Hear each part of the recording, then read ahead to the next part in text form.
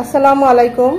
দূরে কাছে যে যেখানে বসে এই মুহূর্তে আমার এই ভিডিওটা দেখছেন তাদের সবাইকে মাহফুজা কিচেন ভিডিওতে ওয়েলকাম। আজ আম ডাল রান্না করব। তো বাজারে নতুন আম এসেছে, দেখেই খুব ভালো লাগছে। এদিকে প্রচন্ড গরম, রমজান মাস, তো খুবই পিপাসার্ত হয়ে আর আমগুলো কিনে আনলাম। ভাবলাম আম ডাল করি। দেখুন কতটা লোভনীয় হয়েছে, খুবই সহজ। আমি এভাবেই করি প্রায়, খেতে খুব ভালো হয় কিন্তু খুবই ঝটপটে। তো চলুন কথা না বাড়িয়ে আমরা মূল ভিডিওতে চলে যাই।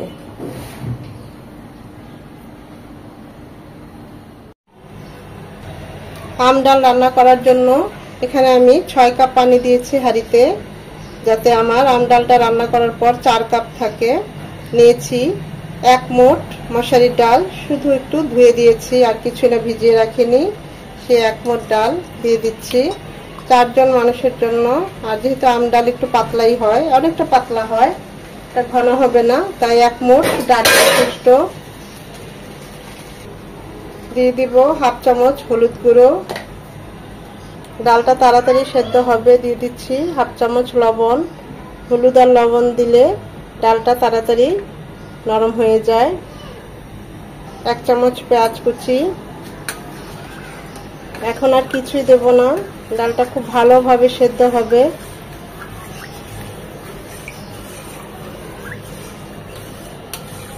সেদ্ধ হওয়া পর্যন্ত রান্না করব 15 থেকে 20 মিনিট।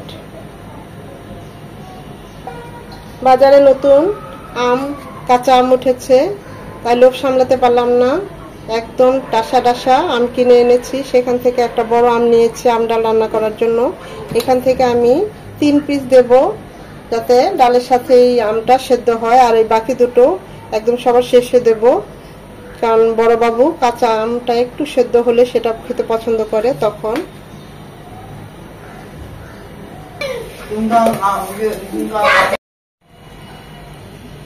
20 মিনিট পর আমাদের ডালটা একদম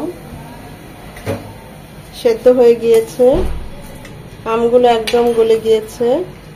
যারা টক খেতে পছন্দ করেন না তারা আমি যখন আমটা দিলাম তখন দিবেন না, বাগার দেওয়ার পরে আমটা দিবেন।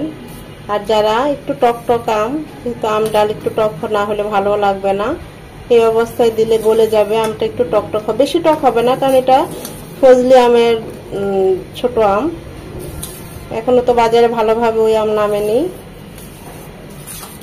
তাই এই আমগুলো বেশি টক হয় না। এখন এটাকে ঘুটে নেব। চালগুলো একদম সেদ্ধ হয়ে এসেছে।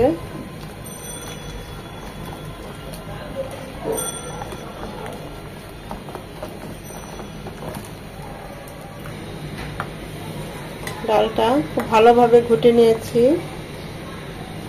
এপাশে চুলা ডালটা বাগার দেওয়ার জন্য কড়াই দিয়ে দিচ্ছি 2 চামচ সরষের তেল, 1/2 চামচ সরষে।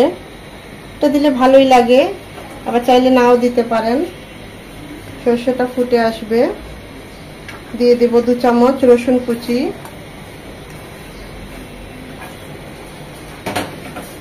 আর দিয়ে দেব 4টা শুকনো মরিচ।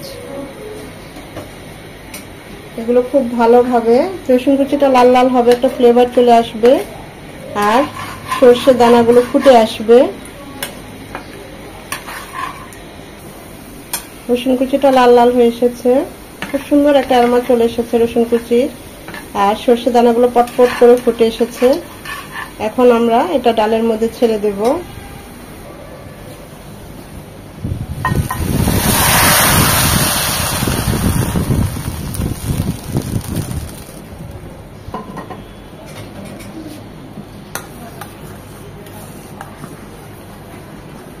এই পর্যায়ে লবণটা টেস্ট করে নিতে পারেন, যেহেতু এখন রোজার দিন, আমি তো টেস্ট করতে পারছি না। ইফতার খুলে তারপর এটা টেস্ট করব আর গরম করব যখন খাবো। এখন বেশি না, শুধু একবার বলক আসবে বাগার দেওয়ার পরে, তারপর নামিয়ে নেব। এই পর্যায়ে যে আমের পিস দুটো রেখেছি দিয়ে দেব সেদ্ধ হওয়ার জন্য। বলক আস্তে আস্তে এটাও সেদ্ধ হয়ে যাবে। একদম কচি আম, যারা টক খেতে পছন্দ কম করেন বা একটু আস্তে আস্তে আম খেতে পছন্দ করেন তারা এই পর্যায়ে আমটা দিবেন। তারপর 2-3টা বলক আসলেই নামিয়ে ফেলবো। আমগুলো সেদ্ধ হয়ে গিয়েছে, এর চেয়ে বেশি গালাবো না।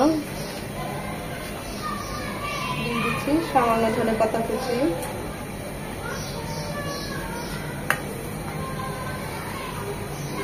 আমাদের আম ডাল একদম রেডি। আম ডাল ঝাল হলে ভালো হয় না, আবার খুব বেশি টক হলেও ভালো লাগবে না। চুলাটা এখন অফ করে দেব।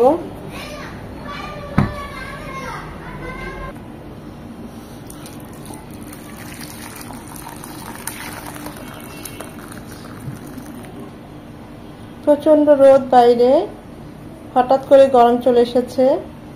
এরকম একটা পর্যায়ে এরকম আম ডাল খুবই ভালো লাগবে গরম ভাত দিয়ে খেতে। আবার এমনি শুধু পিয়ে খাওয়া যায়, আমি তো এমনি এমনি পিয়ে খাই।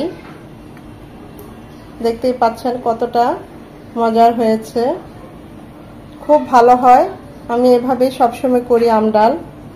আমের সিজনে আম, জলপাই সিজনে জলপাই দিয়ে ডাল। তো ভালো লাগলে একবার হলেও ট্রাই করবেন, আশা করি আপনাদেরও ভালো লাগবে।